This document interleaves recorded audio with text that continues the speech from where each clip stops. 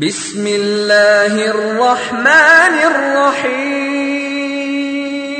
حدیث نمبر 29۔ حضرت انس رضی اللہ تعالیٰ عنہ سے روایت ہے، انہوں نے کہا کہ رسول اللہ صلی اللہ علیہ وآلہ وسلم نے فرمایا، جس شخص میں 3 خصلتیں ہوں وہ ایمان کا مزہ پا لے گا۔ جس شخص کے ساتھ وہ محبت کرتا ہے اس کے ساتھ اس کی محبت صرف اور صرف اللہ کی رضا کے لیے ہو۔ دوسری، اللہ اور اس کا رسول اس کو تمام جہانوں سے زیادہ محبوب ہوں۔ تیسری، کفر سے نجات حاصل کرنے کے بعد کفر میں واپس لوٹنے کو اسی طرح ناپسند کرتا ہو جس طرح وہ آگ میں ڈالے جانے کو ناپسند کرتا ہے۔ یہاں پر حدیث شریف نمبر 29 کا اختتام ہوتا ہے۔